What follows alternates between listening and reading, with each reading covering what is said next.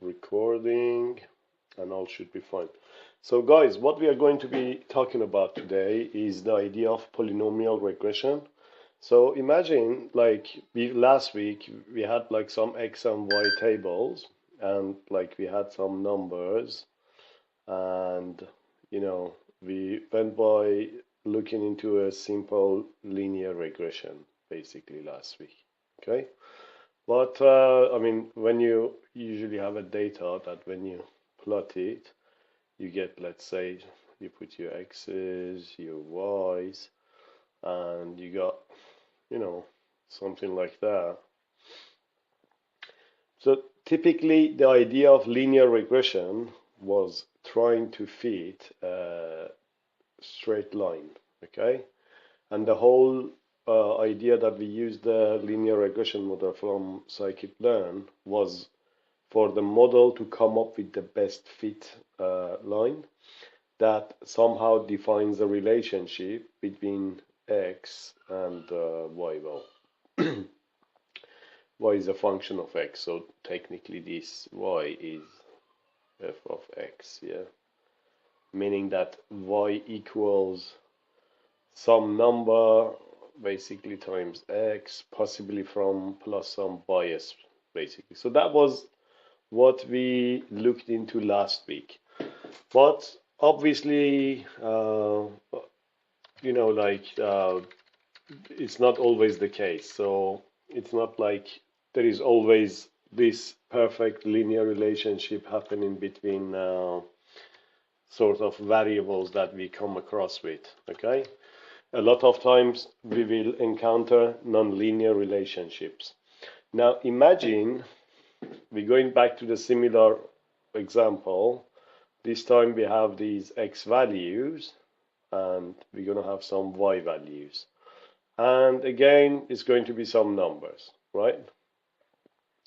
And I don't know, let's say 1000 numbers, 1000 rows or whatever.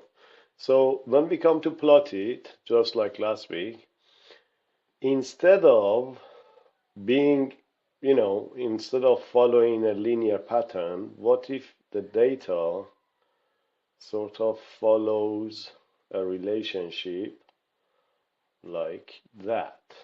Okay, so let's just be a bit more. Please mute your microphones as well. Yeah. Okay, so let's say we end up having something like this. Okay. Now, if you try to fit a straight line for this, you're going to end up having a lot of error. Okay. Literally, you're not able to fit a best fit line, like a straight line in this, So any way you go, I mean, like you can see, you create massive errors here, like with this line.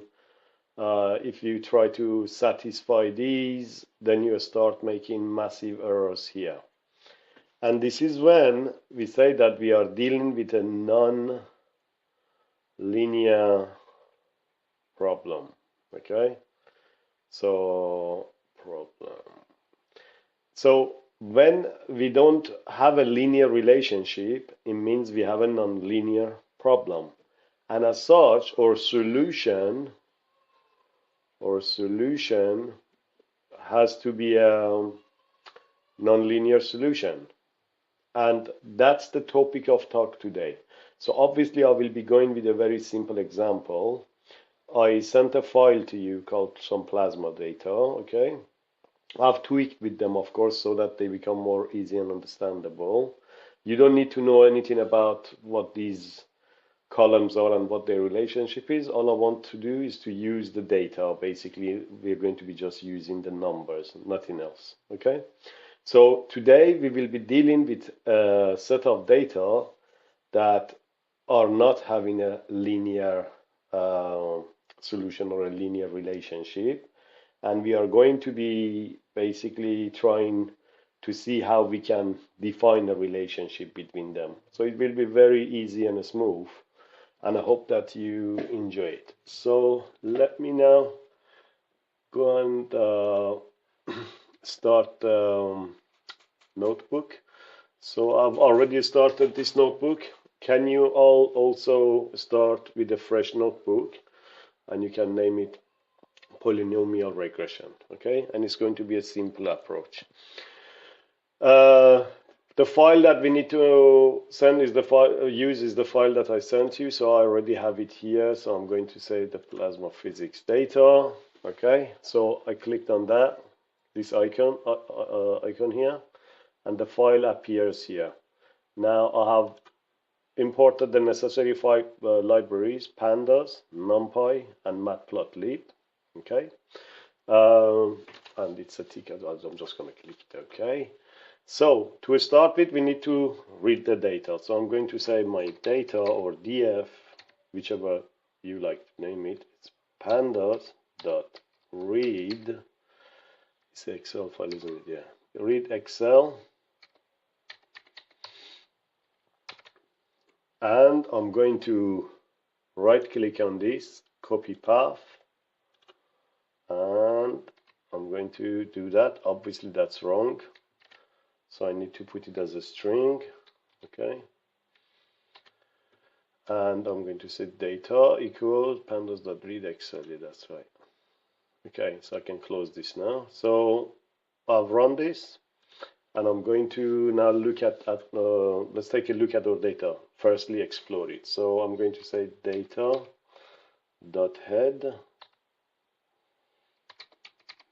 and okay, so right away I see that I'm dealing with a data frame. It has 3 columns. One is called magnetic, whatever that means. One is called ion, and one is called electron temperature. We don't care. All we know is that our X is magnetic, and we have 2 Y's, okay? And we're going to just explore and see.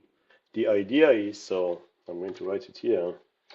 The idea is to find the mathematical relationship between magnetic, which is going to be our X, and the other 2 columns individually, which is going to be our Y. Okay, so that's the whole topic of today's lecture, and I'm really hoping that we can finish in 1 hour. Well, I try, that would be good, but let's see how it goes. So first thing first, let's start with some visualization, and we're going to be going with the fig, comma, ax method, yeah, with the subplots basically. So let's visualize. So let's do some visualization. Okay, so I have imported matplotlib. So what I'm going to do is I'm going to say fig, comma, axes or ax, yeah, equals plt.subplot. Did I yeah, put that right? Yeah, plt.subplots. And okay, so because I want to, there are 2 Y columns basically. I have ion and electron temperature. So shall we do it in 2 rows? Yeah, so I'm going to have 2 rows and 1 column to visualize it. Okay, so that's my structure, the way I'm going to plot this. So let's go with the first one. So in the axis, let me just do this X. Where did I put X? So X 0, meaning the first one. And I'm going to do a scatter plot because these are points so we can better see it. Scatter. And I'm going to say our data, and in that data I'm going to go with the X data. Yeah, we're going to go first with our X's. So I'm going to say magnetic, right? I'm also trying to encourage you to sort of see different ways of plotting here, yeah. Then we're going to see data iron. Okay. So if I say iron, iron. Let's just read basic, first, and then we can do some decoration, right? And yeah, let's just leave it like that. And then I'm going to say x1, okay, dot scatter data. Again, we're going to plot the magnetic, and I'm going to look at data, this time the third column, which is electron temp. Okay, cool. Let's just run that. That's interesting. So as you can see, we are not seeing any we are not seeing the data sort of being scattered in a way that we can fit a straight line in it. Well, before that, I mean, this doesn't look really nice, is it? So shall we go and do some decoration with this, yeah? So starting with perhaps, let's add some parameters here.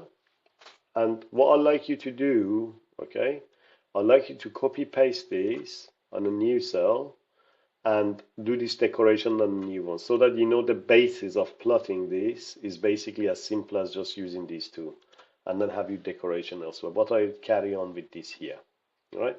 So let's just say color, shall we use blue? Okay, and then let's give a label to it, and label is equal to, which one is it? The ion density. You don't have to put ion density, just put ion. Okay, and let's put now an act again. I'm calling the same axis of that I'm trying to plot. X dot set title, and we're going to title it as mag field. Again, just put any title you like. I don't want you to get entangled with the physics or plasma stuff, yeah? So just put it number 1 or number 2 or whatever. Ion density. And oh, labels. Always good to put labels. And then x0 dot set x label. And I'm going to just put x, of course, is magnetic. So I'm going to put magnetic. And I'm going to put x0 dot set y label, and I'm going to name this the ion density. Okay, ion density. Yeah. Usually when you do this, guys, yourself, I don't know, I mean, like if you have a coursework or whatever, you really should put units here as well. That's a very good practice. I mean, scientifically, you 100% need to do that. Yeah. For example, for magnetism is Tesla. Okay. And then ion density is like, I don't know, like kilogram per meter square, whatever. But I'm not going to put it here. But whenever you do this, ensure that always your plots have the right label name and the unit, if there is a unit associated with it. That is very important. And then, okay, let's do a legend as well, so that we can see these labels. Yeah, if I don't do the legend, yeah, I mean, let me just do this for you.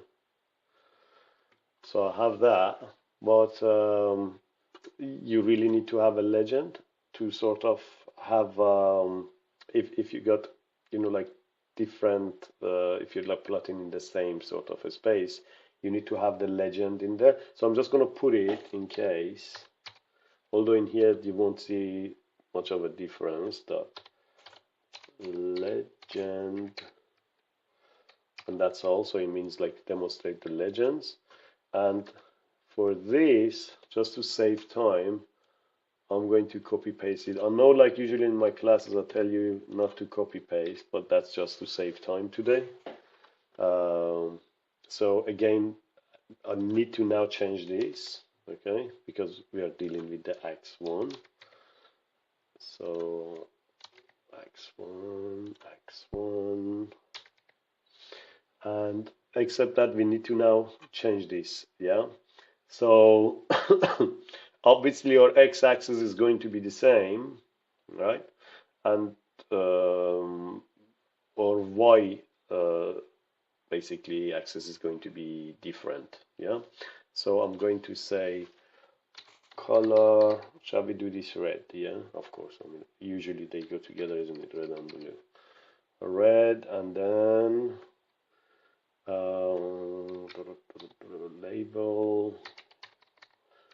label equals. We call this the. Let me just double check. Electron temperature. ET, shall we call it? Elect temp. Yeah. And I usually like to do it like that. And then, so that's going to be the labels, and I'm going to be putting magnetic field versus electron temp, elect temp. Set X label, oh, and this, we need to change that as well.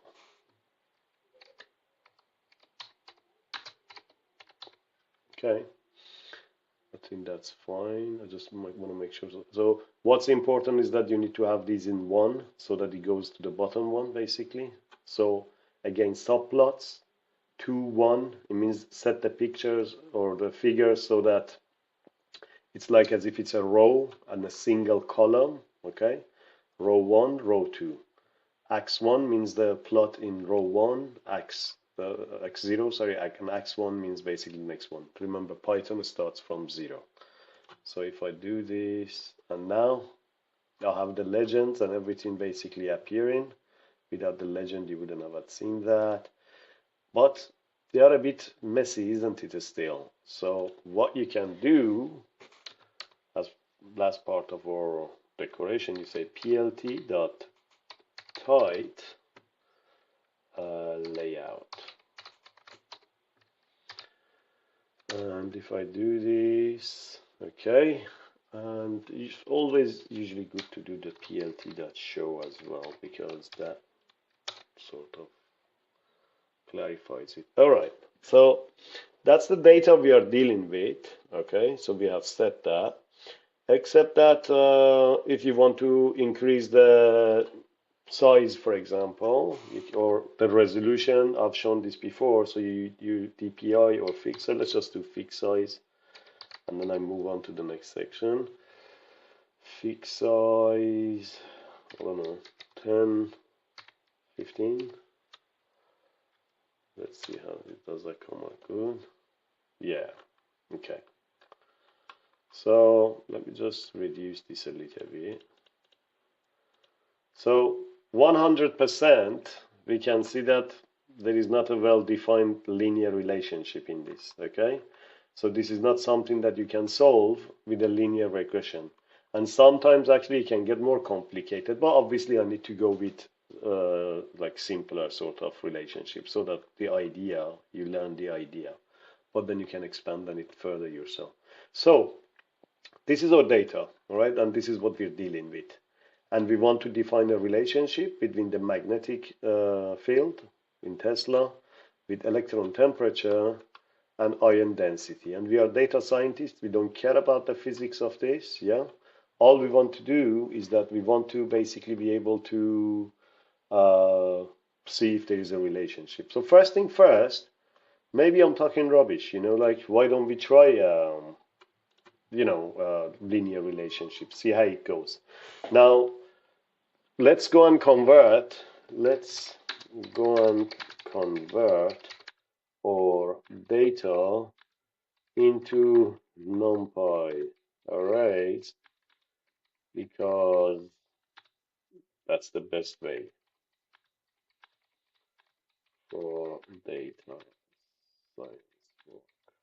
Okay, well, I mean, you could have basically used, to collect the data from the pandas data frame, but always would encourage you to start, like converting it to NumPy arrays. So I'm going to call variable x equals, and from our data, and that was magnetic,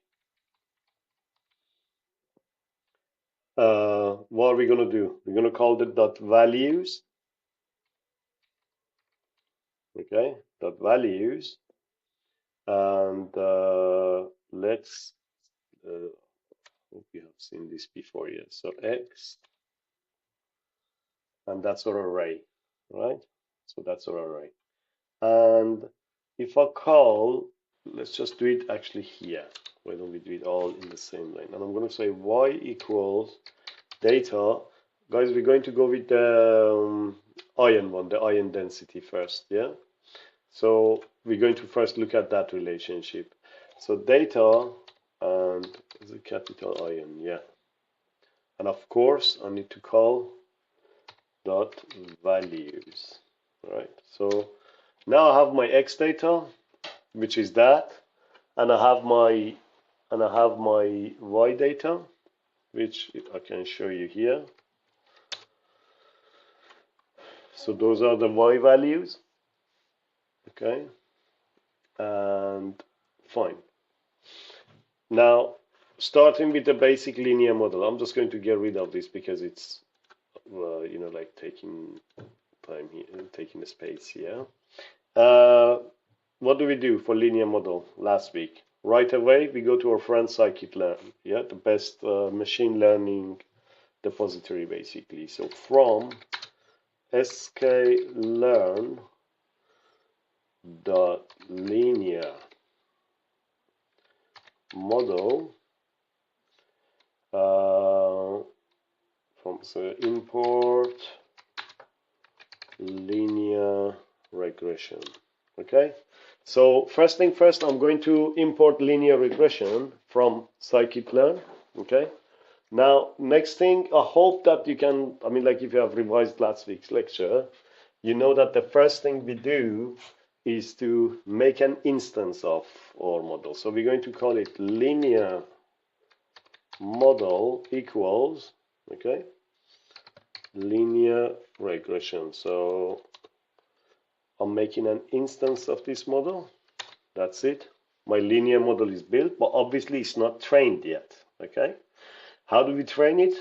Simple fit command. So we're going to say linear model dot fit, and we're going to fit on our x and on our y.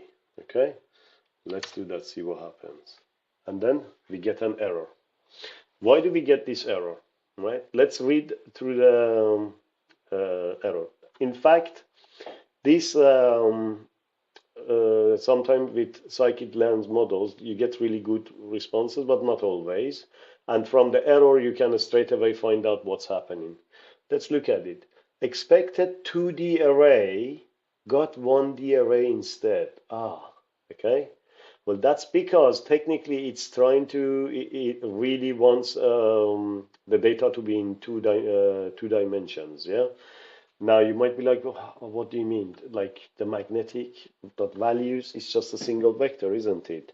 Well, yes, but the way that it's computed in, like the linear regression model, it likes to look at it as a one-dimensional matrix, maybe, I would say so, okay?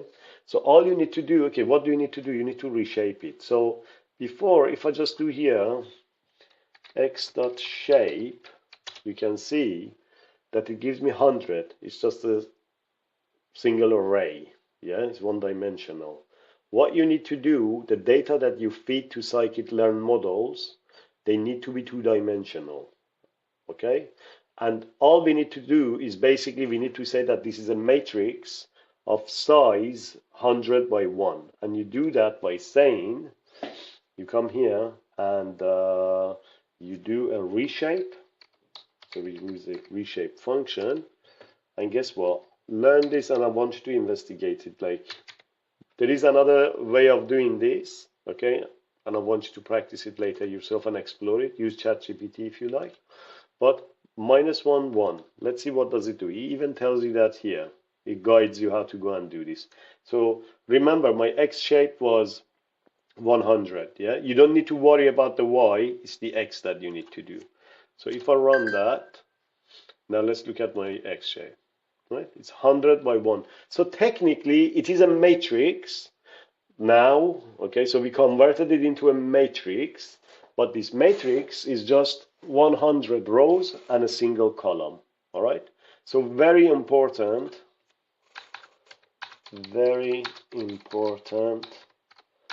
when using a scale learn. Pay attention to shape. You will, a lot of beginners would make a lot of mistake with this. And then thankfully, because it straight away tells you what, you can go and quickly fix it out. It's just basically, I could have put reshape 100, comma 1. Okay.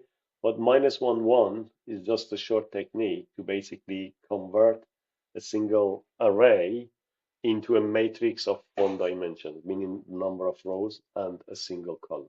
Anyway, let's now go ahead. So we have our linear model instance. Now let's go and fit it. Okay, so now that we have the shape of X sorted out, we're going to do it and it's fitted. So now our model has captured the relationship between X and Y, okay, but in a linear sense, okay, in a linear sense.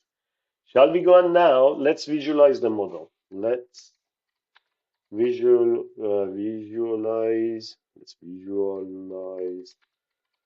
the best fit that our model has created. Okay. And how do we do that? Of course, with plt.scatter, just a basic scatter plot, x, y. Okay. And I'm going to say, let's just say color equals blue, and it's going to be blue, and then that's our X and Y, and let's label it as well. So X and Y is our actual data, isn't it? Label is going to be actual data. Okay, and we want the plots to be in the same plane. Yeah.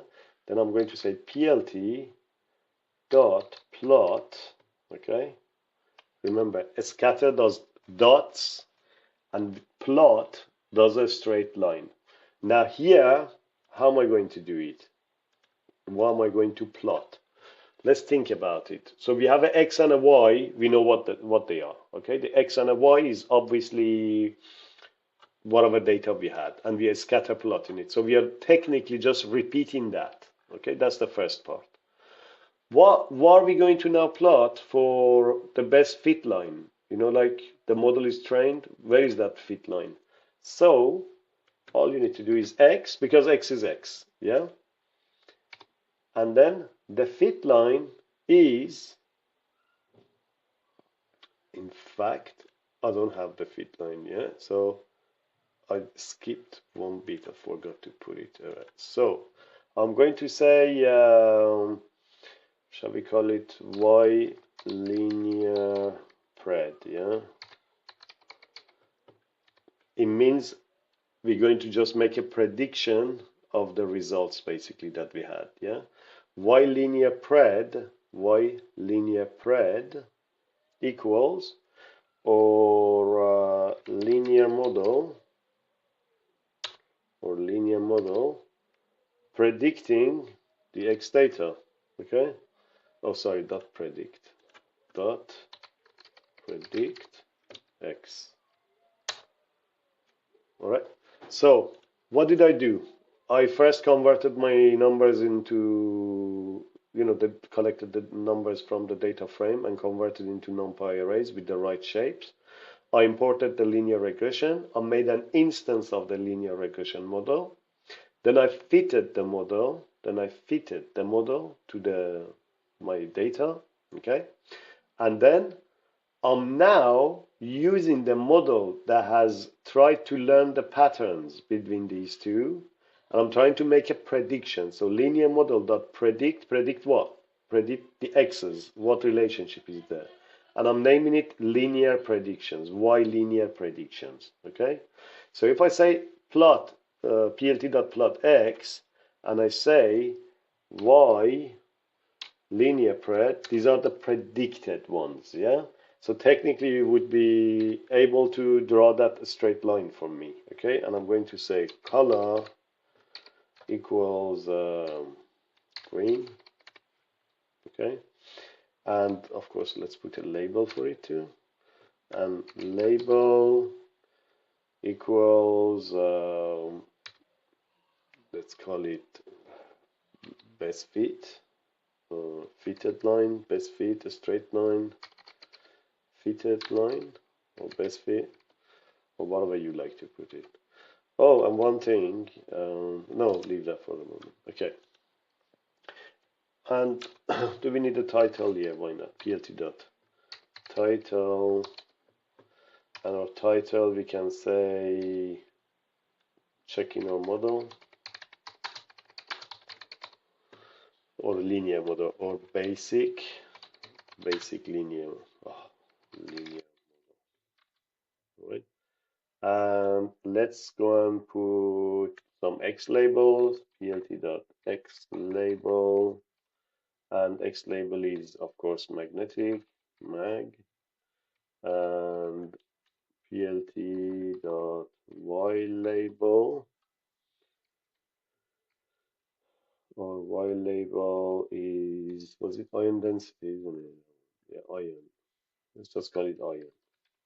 Okay, and of course legend, plt.legend, and that is it, plt.show, just to be professional. Okay.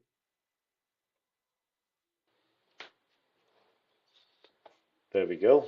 Okay. So the green line has been the best attempt by scikit-learn. I mean, it has literally killed itself to come up with this, yeah? Because it has tried, this has tried to draw a best fit line to minimize the error, okay? To minimize the error, meaning to minimize the distance between each of these individual points to this line, okay? And sum together, it has attempted to minimize that value to fit the best line that can define a relationship between magnetism and the ion energy, okay? Now, this is not good. I mean, we can see that this is not good. And that is when we say that, okay, so we don't have a, I'd like you to please remember these terms that I'm using, because we don't have a linear solution to this problem. And as such, so let me write that actually. So we don't have a linear solution to this problem, and as such, we need to look for a non-linear solution. Okay, let's make that common.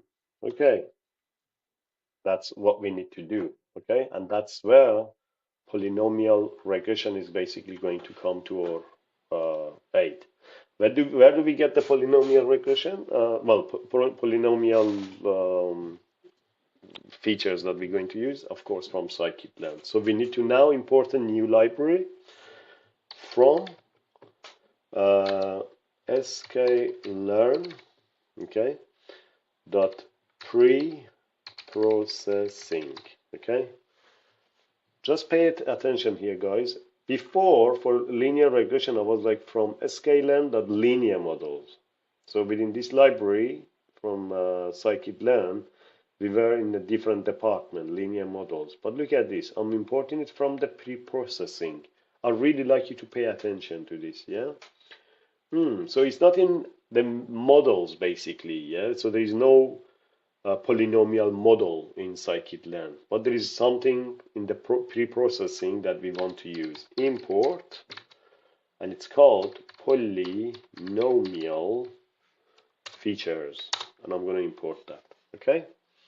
As usual, once we import this class, we are going to make an instance of it, and I'm going to call it poly. Okay.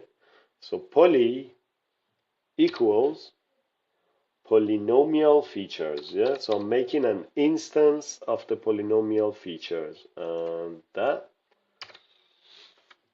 Okay. When we try to make an instance of these polynomial features, we need to actually input a parameter in this. Yeah. It's very important. That's the whole bread and butter of this work. Yeah. And it's called a degree. And we need to associate a value with it. Okay.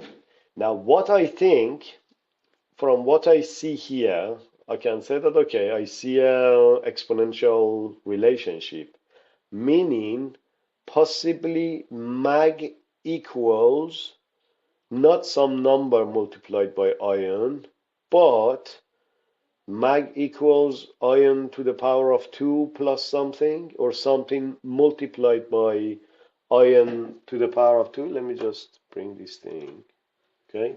So I'm hypothesizing, yeah, I'm hypothesizing that possibly this mag, I'm hypothesizing. It's important you understand this. I'm assuming. Because the linear model didn't work, I'm saying maybe it's mag equals some value multiplied by ion. It's exponential, isn't it? What if I just use 2 to the power of 2, and then maybe plus something else, maybe or maybe not, I don't know. Okay, so I'm hypothesizing that this is the model, possibly, okay, which is a nonlinear model. And now that I'm assuming that, I'm going to take these two, okay, and I'm going to tell the polynomial features that I want you to go and explore that. Okay, hence why I would put degree equals 2. So I made an instance of the polynomial feature, defining it with degree 2. Okay, and let's just do that. So I made it. Now, okay, I'm going to convert my mag. My mag is called x at the moment, isn't it? And I'm going to call it x poly. X poly equals, or instance of polynomial features with degree 2 is called poly. I'm going to say poly, okay, dot fit transform. Fit transform what? The x's, okay? In other words, I'm using the polynomial features to go and generate a new set of values with x as x squared. That degree means raise them to that power, because I assume the model is going to be in that structure. That's what my assumption is. So I'm trying this, okay? Now that I've done this, guess what? Now that I've done this, it means I have a new set of values, x poly. Shall we look at x poly, by the way? See what it is. Look at that.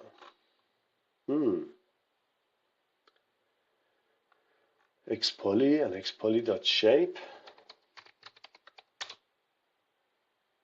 Okay. X poly is becoming 100 and then 3. Cool. Yeah. So let's leave it at that for the moment. So we generated from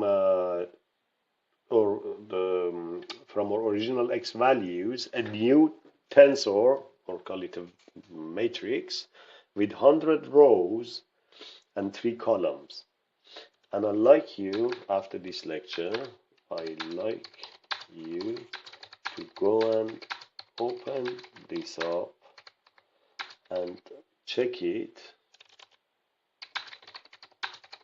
against the original value. Okay, so x poly. Now what are we going to do? Well, guess what? Surprise, we are going now back to the linear regression model. Okay, which is great, because where is it? because we know how to work with it. Yeah, so it's quite good. Before we called that, well, model. Yeah, so shall we call this model 2? I'm going to say model 2, okay, equals, um, again, linear regression. Remember, guys, every time you make an instance of this linear regression with a different name, it's going to be independent of the previous, model. So model 2 is exact copy in terms of structure of the previous linear regression, but it's independent from that. It has the same structure, but it's independent from that. And once you start training it on the data, it will go and try to fit to the new data that you are basically fitting it with. So let's make this instance. Model 2 equals linear regression. All right. Now, what are we going to fit it with? What are we going to teach it, train it with? So I'm going to say model 2 dot fit, okay? And I'm going to say x, do I put capital letter? Yeah, x poly, okay? Before we used x, right? Before we used x. This time, I'm just using x poly, meaning that I'm using the converted x. How did I convert x? With polynomial features. And I'm fitting it against what? Nothing. Exactly the same thing. Y, which were the ion values. Okay? That's all. That's absolutely all that you need to do. Okay, so in terms of syntax and protocol, it's the same thing, but you need to understand what's happening under the bonnet. So I'm doing it. It just made a linear regression again from this data. All right. Shall we go and start making some predictions with this now? Okay. So we are going to say, we need to make predictions. So can we say, what do we call the previous one? The predictions. Y linear pred. Okay, so we're gonna call this Y poly pred. Yeah, that's a good name. Y poly underline pred equals model 2. Okay, model 2 dot predict, and predict what? Model 2 dot predict, of course, it's going to be x poly. Okay, x poly, because now we are using different input features, like we have converted this mag at the moment. So let's see, what do we get? Fine, so that's it. We found Y poly pred. All right, so shall we now go again and try to see if we can visualize this, if we can see the best fit line? So let's see if we managed to draw a good fitted line. Okay, something that follows the pattern of the data. So we're gonna go back to visualization, more visualization practice, plt.scatter, and we're going to scatter x and y, original data, of course, yeah. And we use the color, was it blue we used before? Yeah, color equals blue, no, blue, and the label, was it original data, actual data, label equals actual. I'm not gonna put actual data anyway. What about put the actual data, real data? And now our fit line, yeah, we're going to draw our fit line. PLT, we use plot because to draw a line, you need the plot. The scatter is for just, putting the points, scattering the points, yeah. We are going to put, I'd like you to think about it. we are going to put, can I put X poly? Obviously not. X poly is in 3 dimensions, and you want to plot it against Y, which is another dimension. You can't visualize 4-dimensional data. So definitely it's not that, but that's out of context. What do we want to, I want you to think, what do we want to plot? So we are scattering, blue line, X and Y. We are scattering our real data, and we want to see if our line, the new line with the polynomial features, would follow this pattern. Well, we're going to plot it in the same plot anyway, so we're going to be using exactly the X values. And what are we going to use for Y values? Of course, the Y polynomial predicted, yeah? So I'm going to say exactly X remains there, okay? X remains there because we want to plot it against it, but Y polypred, isn't it? Y polypred, and I'm going to say color equals red, and we need a label. Label equals polyregression. Okay, and plt.title is going to be non-linear relationship, non-linear experiment, non-linear regression. Okay, yeah, that should be good. What else do I need to do? Oh, x label plt dot x label was mag and plt dot y label,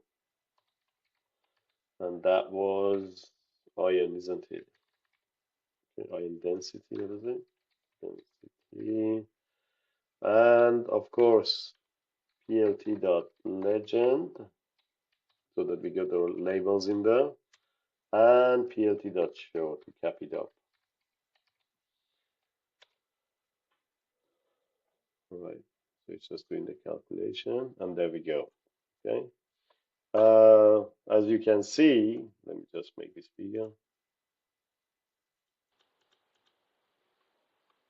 It happens to be perfect. Well, obviously it's perfect because I knew from before that it should be to the power of 2, but that is not the case all the time. Yeah, so it doesn't mean by default every time you see something exponential you're gonna say, oh, that's it, like let's just stick a 2 in there and happy doopy, I'm gonna make my model. All right, and we're going to just see it now. Okay, so this seems to be working fantastically well, really good. Okay, and shall we go and try and see if we can find a relationship between the other factor, the electron temperature. So is electron temperature and magnetic field, Tesla in units basically, are they going to have the same relationship? Yeah, why not? Let's try it. Yeah. So to do that, yeah, we can either go and make a model tree, or what we can do, okay, if it's like a matter of copy and pasting, I'm just thinking whether to do that or not to do that. Maybe, okay. Anyway, let's first go and generate our y values. Yeah, let's go and generate our y values, because at the moment, or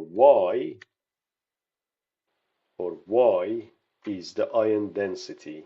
Okay, so we haven't. You remember when we were here? Y data.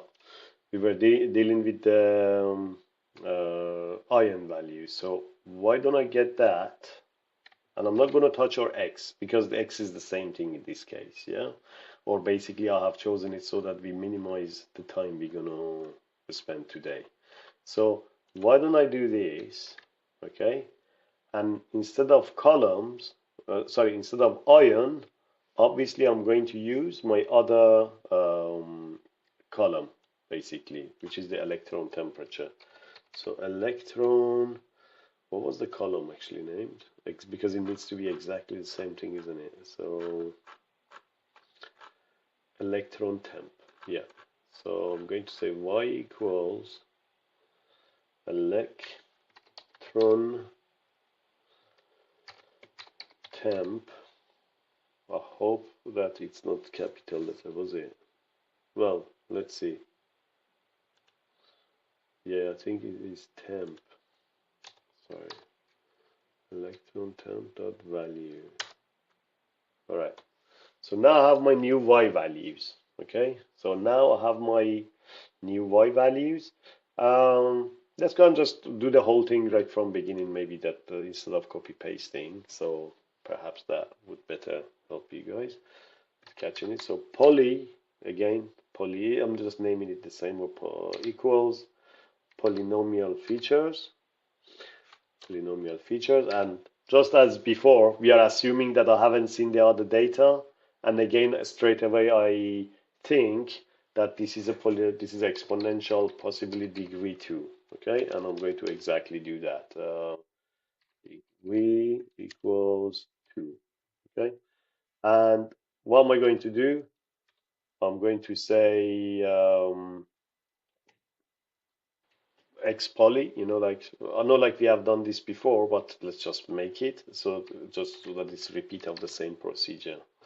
X poly equals poly dot fit transform, not fit but fit transform. Okay, the X. So actually, yeah. So we're just repeating everything. We are assuming that now we are dealing with the new data. Otherwise, we did X poly before. So everything is going just as we did before, right? And I'm going to do that. And we have done our X poly. Okay, so let's go and get our linear regression model. So we're going to say model, shall we call it model 3? Yeah. Model 3 equals linear regression. That's it. We make an instance of it. Let's go and do that. So we have a new model. So you see we have made 3 instances of linear regression, all independent from each other. They have nothing to do with each other. They are, imagine you have gone and you bought 3 different, I don't know, BMW 3 Series, exactly identical, but who sits and drives them and starts, like using them, they're going to be independent from each other. Okay, so these models, these instances are completely independent of each other. I've seen these in the past causing confusion among the students. So when you make an instance of something, if the name is different, it's going to be a completely different model, basically. Okay, model 3, we need to now fit it, right? Model 3, and we're going to fit it on what? We're going to be fitting it, model 3.fit, of course, on our X poly, which is our magnetic field. Okay, it was X poly, wasn't it? Yeah, X poly and or Y. Okay, but remember this Y, maybe I should have really named it differently. But I said, like we are just repeating for the sake of, having a revise of everything we just said. So let's just say Y.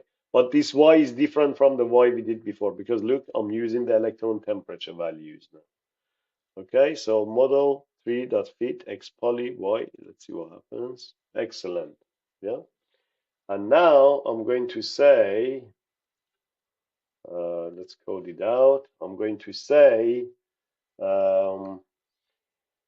Y poly, yeah, let's just name it, well, Y polypred, can we put E for electron? Yeah. Y polypred, well, no, let's just use the same name because we're just saying that we are assuming we are testing the whole thing on a new data. So y polypred, as we did before, equals for model 3, okay, or model 3 dot predict. So our model is fitted with the data, and we basically just want to make a prediction, right? Predict, and it's going to be x poly, of course, yeah. Y poly dot pred model 3 dot predict. I think that's right. Yeah, cool. Let's go with it. So that's it. We made a prediction. Let's go and visualize again. So this time, just as a recap, we assumed that I was given another set of data by some scientist. Again, I looked at the data and I saw that when I plotted the original data, it's going like this. Right away, I go with the idea of this is x, this is y, so probably y is going to be x2, some number maybe here, plus something. Straight away I'm going with the idea of exponential to the power of 2, assuming. That's the thing with this polynomial regression. Part of the job needs to be done with you making a hypothesis there. So we have gone with this number 2, okay, with the power of 2. Let's see how does it work. So plt dot scatter x comma y, the original data, we've done it before. Color equals blue, and then again I'm going to say label equals real data, and I'm going to say plt.plot because we want a line, plt.plot, and x of course is going to be x, and for y is going to be y polypred, wasn't it? Yeah, the same thing we use. And we're gonna color it, shall we color it green this time, just so that it's not boring. And label is gonna be label or non-linear model, yeah. And let's do a title, plt.title, testing another set of data with same x, okay. So that's our title, and then let's say plt.x label. Or x label was magnetism, magnetic, which is fine. And plt dot y label, which is going to be definitely different, yeah. So before we were dealing with ionotic density, this time we are dealing with electron temperature. Electron temp, okay, and that's a y label, okay, cool. And finally plt.legend and plt.show, okay. Have I done everything correctly? Well, hopefully, let's hope we don't get an error. There we go. Okay. Oh, while you look at this, for an instance, you might be like, actually, can I do that? Let me just, sorry guys, let me see if a better color. Ew, no, that's not good. Let's just go back to maybe green was okay. Yeah, definitely. Okay, so, doesn't seem like it. Well, believe me, for this set of data, you may not get a massive error, okay? Because it depends on where you're looking at it, yeah? Errors are definitely not going to be, I mean, this was the linear model. You would get ginormous errors basically for this. This was for other data, ion density, and it literally was fantastic, but because I made it sort of follow this pattern for ease of understanding. But here, at some points it seems to be really good, but then look, it starts deviating. And we are just looking at a section of the data you can see here. So this is not really a fit, is it? And your approach toward exponential relationships like this is that you should start with low in terms of degree and then go up gradually, okay? So why don't we go 1 degree up? That's what we are going to do, okay? So we're going to go back up here. We're not going to repeat anything, okay? Or maybe let me do this, yeah? So let's write it actually, okay? So degree 2 exponential did not really make a good model. So let's try exponential cube, yeah? Let's try degree 3 and see what happens. Okay, so let's do that. And what are we going to do? I'm going to now copy paste because, to be honest, I need to finish early tonight as well. I'm going to just copy this bit, yeah? So our y values, we don't need to touch it, okay? We don't need to touch any of our data. All we need to change, all we need to change is our polynomial feature structure. So I'm going to copy this bit and I'm going to paste it here, except that I'm going to change this to degree of 3. So let's go, oh, well, I've written that upstairs, so notice the changed the degree here. Note we did not tamper with the original data at all. Okay, so poly equals polynomial features, degree 3, x poly, so we are updating x poly, yeah, but the original x is of course the same thing. Now we have a degree 3, and I'm going to come and do this. So I'm going to say model 4, let's call it, yeah. Model 4 equals linear regression. So I'm making the 4th instance of a linear regression model. I didn't have to. I could have just used model 3, but it's good to keep your model, for example, especially if this is a coursework and you are reporting on basically what you tried. So you keep your model so that you can have you can get the metrics and everything later on from them. At the end, I will show you like with the how to work with the metrics on this as well. But you just always try to number your models and don't overwrite them. Okay, so we make a model for an instance of linear regression. Okay, fine, but it's not trained yet. How do we train it? Of course, the same method. I'm just going to copy that.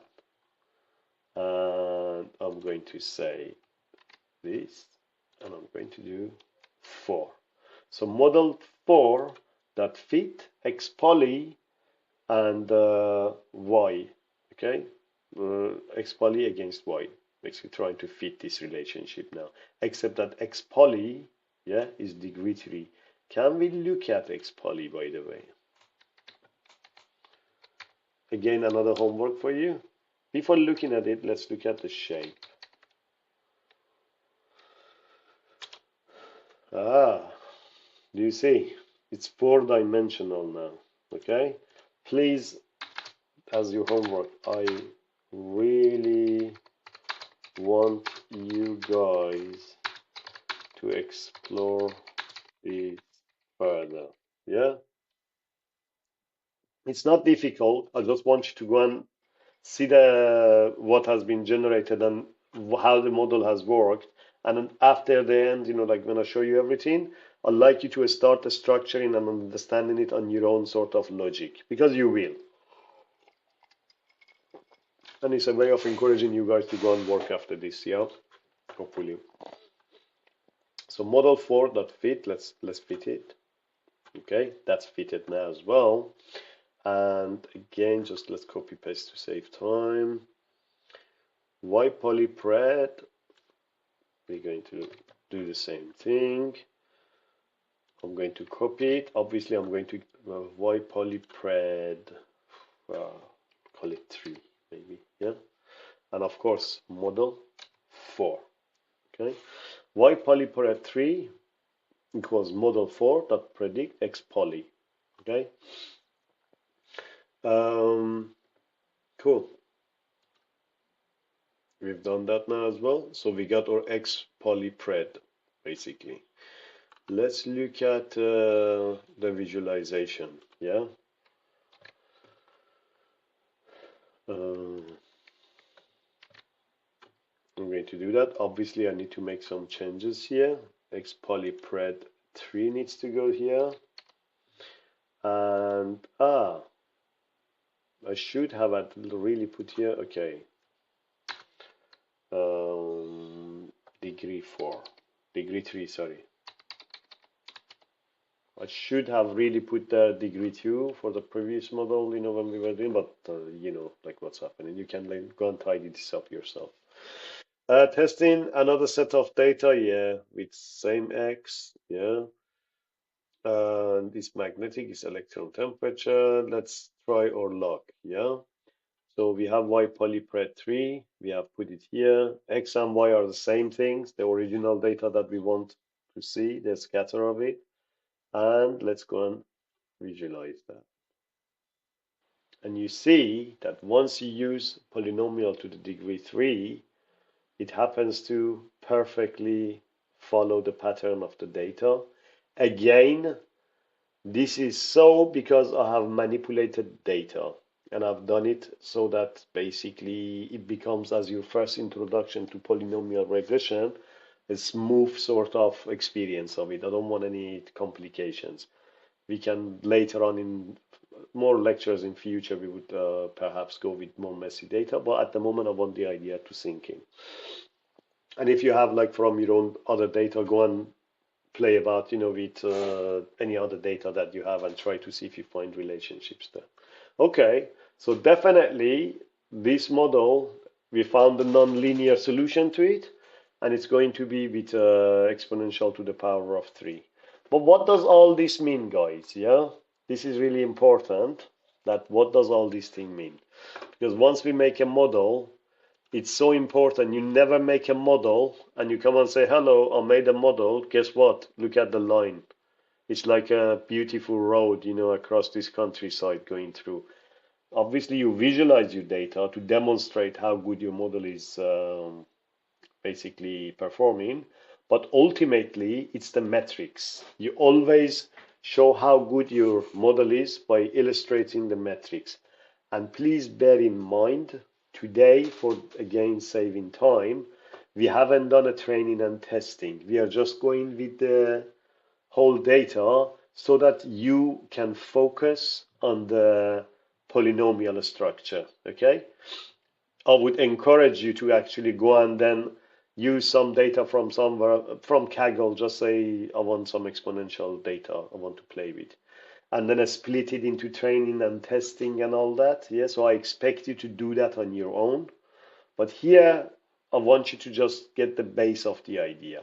So let's go and do some metrics. So from sklearn.metrics, and the metrics are exactly the same.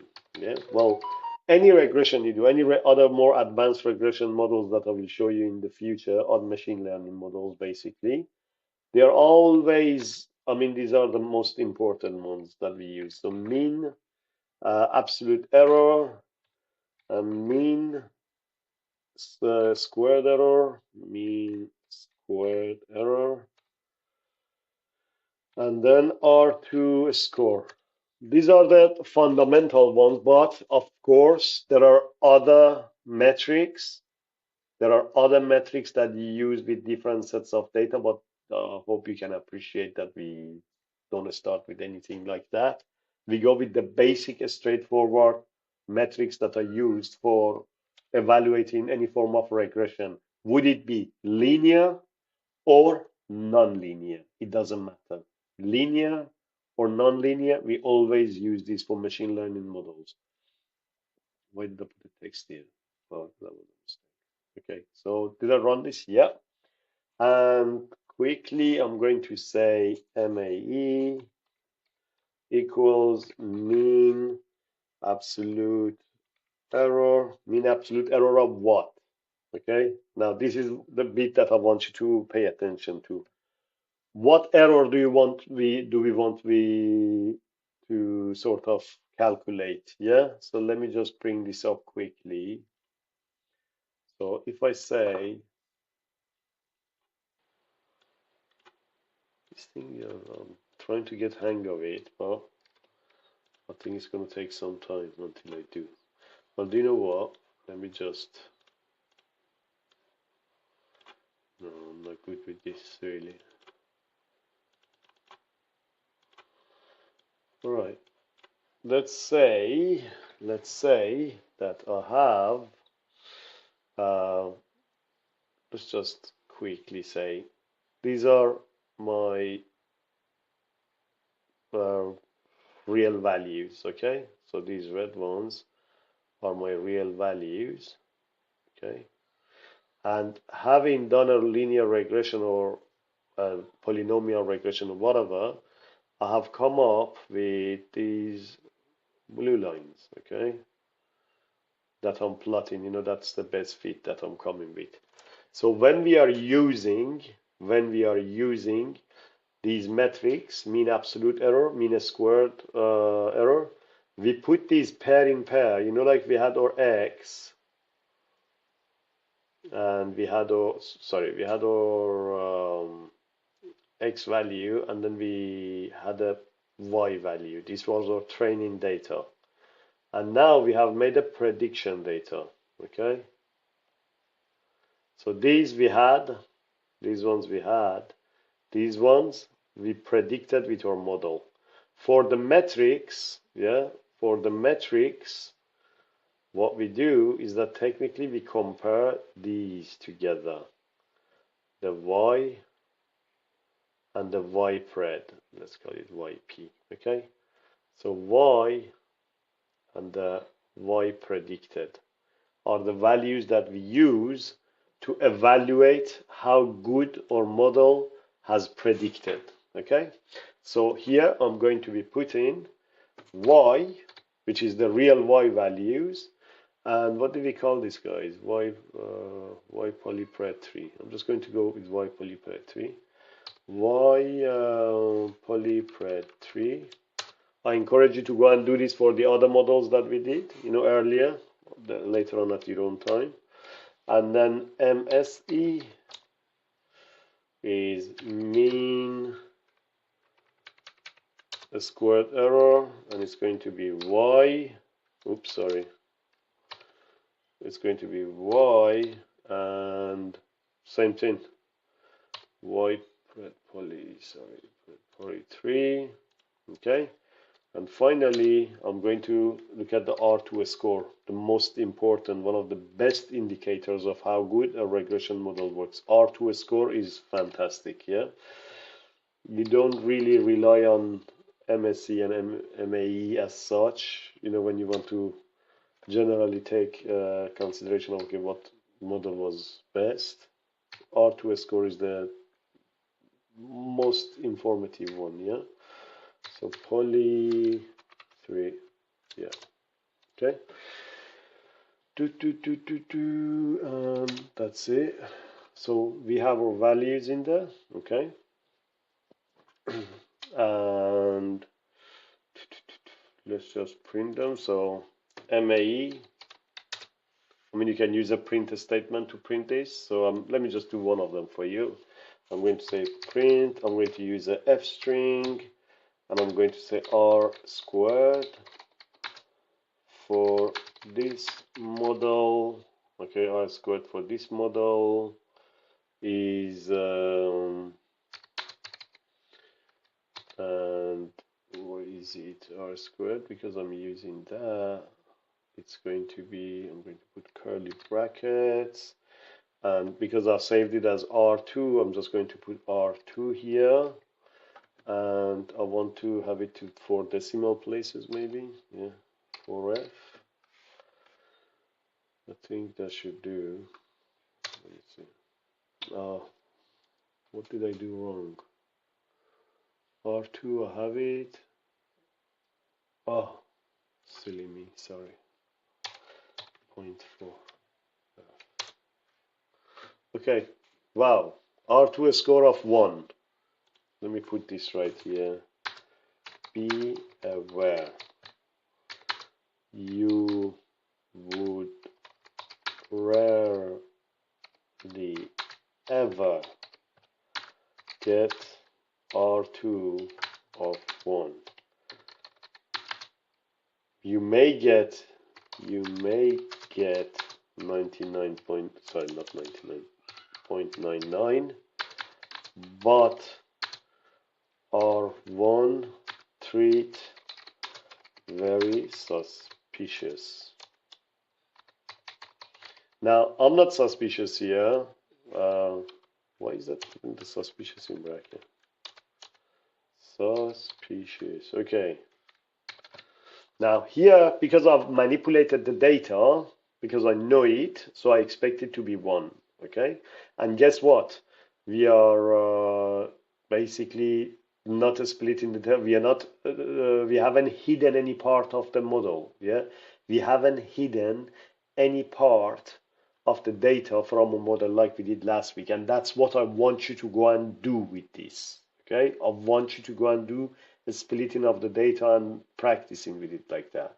So we have trained it, we have trained the model on the whole data, and we are predicting on the whole data. Of course, you're going to get 1, especially if you have estimated the correct degree. Yeah, but I would say that if it's near 1, like 0.99, anything above 0.75, yeah, it means you got a good model. Okay, and it's like predicting this stuff. But anytime 1, it means maybe you have made somewhere. It's amazing if you haven't made any mistakes, but in my experience, you never get 1. Okay, so be aware of that. But R2 score is a fantastic metric for that. Now, what does all this mean?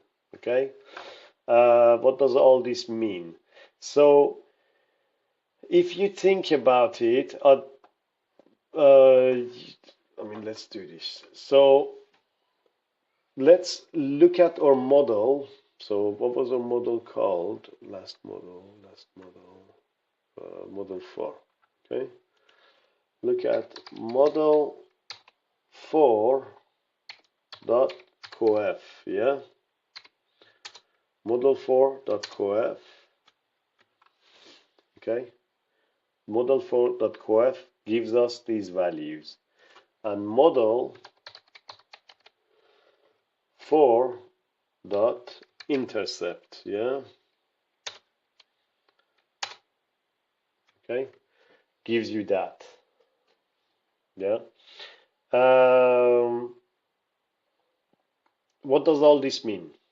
I mean, when we're trying to do this, why do you get these values? I'm sure that, like, probably some of you guys have studied physics, or like some form of sciences in high school, yeah. And you always remember that they used to come and tell you the relationship between, I don't know, heat and power is this or that. In fact, a lot of those equations that you see that are now fundamental in your everyday living have come from people carrying out experiments, collecting data like this, and carrying out linear regression and polynomial regressions or other sort of regressions, and then gathering the intercept and the coefficients, and ultimately coming up with saying that, okay, so in this case, it seems the value, for example, here, yeah, it would mean that we got 0, that, yeah? Here we would be like, let me maybe it's better if I write it in this, yeah? So that you understand what this all means ultimately. When you get at the bottom of it. I mean, you did all of this experiment so that ultimately you can report that based on my analysis, I think the relationship between y and x is as such. Okay, so y equals, okay, so y equals minus, I mean, this is what you would go and publish a paper or something, 0.09. So you just found the relationship between these two. Y equals minus 6.09, okay, plus, okay, plus, this is minus, of course, yeah, 0.24 x, yeah,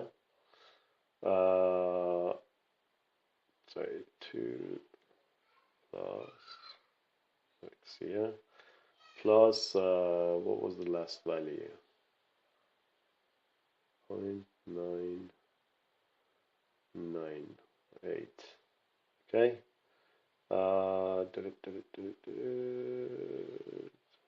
So, sorry, I'm bad with this pen.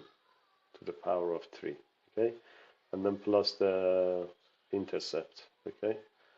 So x here and the intercept of 8.4. So technically, by carrying it out this experiment, you sort of come up and you say that, okay, I think I have found a relationship that in future, if you want to calculate, if somebody gives you the x value, you can use this relationship to calculate y. Okay, so that really is it. And I mean, the basics and the most straightforward way of trying to showing you what linear regression, sorry, polynomial regression is all about. I hope you have enjoyed it, guys. I need to rush, and if you don't have any questions, we take the next lecture next week. Next week, I will try to we gradually move into more other machine learning regression models. Except that next week is going to be last week in this semester. Then we start after Christmas. Okay? I was thinking of going to Christmas, but then I thought, no, Ali, just don't be so boring. People want to leave, you know. And I myself, I thought like I want to rest as well. All right, guys. If you don't have any other questions, then we can call it the night. Anyone? Good, good, good. Yeah. Coursework. There is no coursework with this. You get your certificate based on your attendance. So don't worry about it. There is no coursework. It's basically you are doing it voluntarily on your own initiative. But you get an official certificate if you attend 70% of the class. So there will be an event back in March or April where you will be presented the official certificate from the dean from LSPU, which is going to be fantastic. Like if you apply for jobs or you're going to go for interviews and all this. Yeah. So no coursework, guys. Relax. Anything else? I see one hand raised up.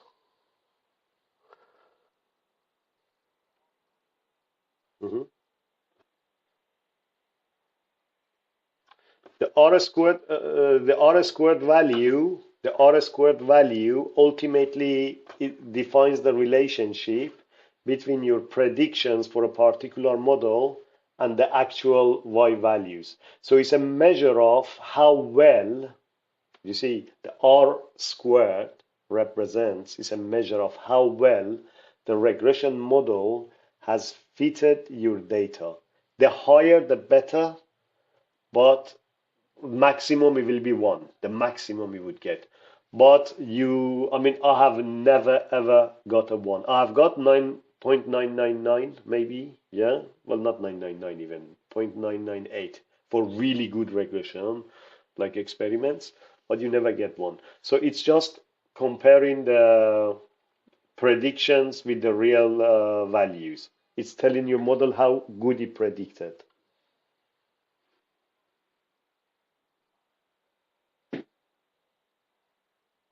997. Well, for this data, that's interesting. You should ideally get. Is it on? Maybe you did it on the previous one. Double check that. Yeah, but if you do it on this one, you should really get one because I've manipulated the data. But I encourage you guys to go and get some data from Kaggle or somewhere, split it like last week, yeah, split it into train and test, and practice like that. But before doing that, make sure you watch this without, because I've cut off any complication. No data splitting or nothing here because I just wanted you to focus on learning polynomial regression pure. Yeah. But otherwise, you don't do it like this. You need to have your data split and you sort of train on the training data and you test on the test data. Okay, doc. Fantastic. Well, thank you very much, guys.